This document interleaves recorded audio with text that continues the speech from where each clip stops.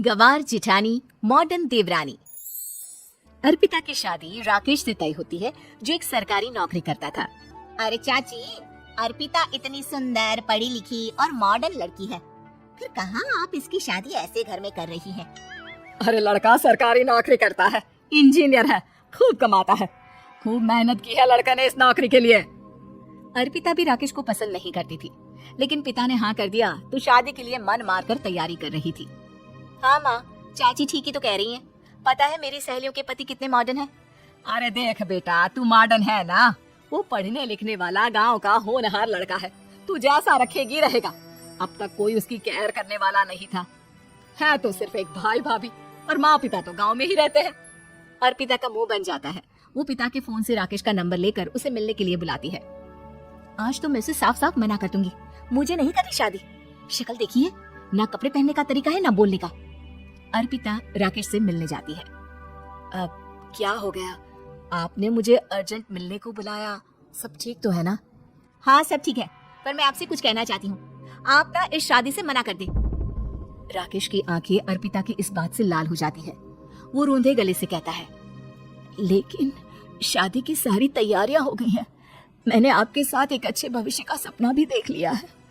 ऐसा मत करिए प्लीज। माँ पिता के अलावा मैंने किसी को दिल से अपना माना है तो वो आप ही है। देखिए, मुझे आपसे कोई समस्या नहीं है, लेकिन आप मेरे जैसे नहीं हैं। मैं मॉडर्न लड़की और आप। मैं आपसे वादा करता हूँ, जब तक आपके लायक नहीं बन जाता मैं कभी आपसे बीवी का हक नहीं मांगूंगा। अर्पिता राकेश का प्यार देखकर पिघल जाती है और शादी के लिए हाँ कर देती है। दोनों की शादी हो जाती है, लेकिन शादी के बाद राकेश की भाभी, जो कि पूरी की पूरी देहाती थी। ए राकेश, उठ, जब पानी भर कर ला, और तेरी बीवी को बोल के चूल्हा लगा दिया है, रोटी बना ले। क्या है ये सब, और तुम्हारी भाभी इस तरह चिल्ला क्यों रही है? क्या करूं, भाभी ही खाना बनाती है और मुझे पढ़ने के लिए इस घर में रखा, तो मैं घर का सारा काम कर देता हूँ। अब तुम आ गई हो, अपने तरीके से देख लो। ये मकान तो तुम्हारे पापा ने बनवाया था ना शहर में, ताकि बेटा पढ़ाई कर सके। हाँ, पर भाभी ही पूरे घर में रहती है। ठीक है, देखो आप। अर्पिता बाहर जाती है। सूट पहनी अर्पिता को देखकर जेठानी का पारा हाई हो जाता है। ए शहर की हीरोइन, यहाँ ना चलेगा ये सब, समझी? साड़ी पहनो साड़ी, वो नारंगी वाली निकाले हैं तुम्हारे लिए, जिसमें हरे रंग का फूल बना है, और सीधे पहुंचो रसोई में।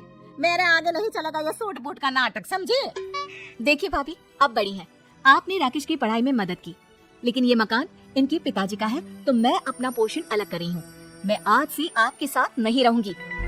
जेठानी का तो मानो पारा ही हाई हो जाता है। और आज से कैसे नहीं रहेगी? हाँ, और कौन बोला कि राकेश अलग हो जाएगा? वो अपने भाई के बिना नहीं रहता। आज देखिए तो, देखिए कल के आई छोरी क्या बोल रही है। राकेश के साथ बात हो गई है, मैंने ऊपर का हिस्सा राकेश को दे दिया है, उसकी अपनी जिंदगी शुरू हो रही है, तो अच्छा है ना कि अब रसोई भी अलग हो जाए। अर्पिता राकेश की ओर फक्र से देखती है कि उसने अर्पिता के लिए स्टैंड लिया। अर्पिता बाजार में जाकर सारा रसोई का सामान ले आती है। पिता के दिए सामान से घर सजाती है और अपने तरीके से पूरे घर की सजावट करती है। शाम को राकेश ऑफिस से आता है। कुर्ता पजामे में राकेश को देखकर, अरे ये क्या पहना है?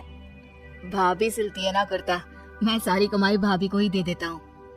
लेकिन अब ना बीवी को देना होगा, क्योंकि भैया भी अच्छी नौकरी करते हैं। भाभी अपने पति का पैसा संभाले और मैं अपने पति का पैसा संभालूंगी। तभी भाभी आ जाती है। अरे देखो, बहुत हो गया। हाँ, अलग रहने तक तो ठीक था, लेकिन पैसा हम एक फूटी कौड़ी नहीं देंगे। बचपन से तुम्हारे पति को हमने पाला है, उसका हिसाब दो।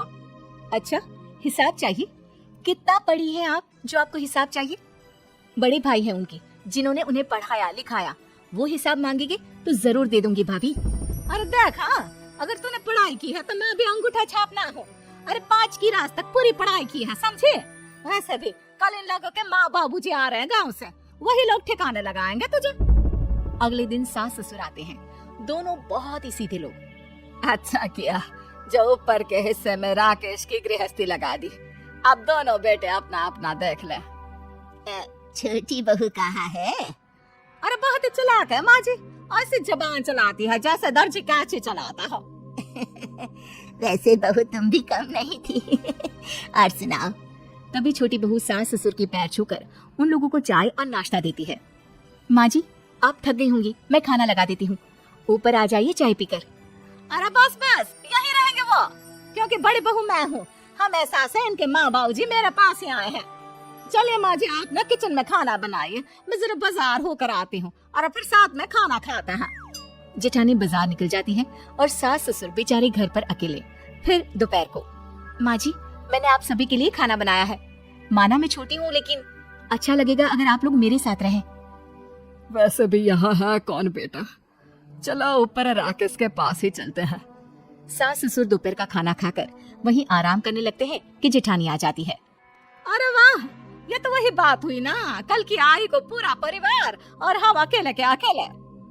भाभी देखिए, परिवार में प्यार से रहा जाता है, ना कि चालाकी से। अम्मा खाना कैसे बनाती, पहले ही गांव से थक कर आई हैं।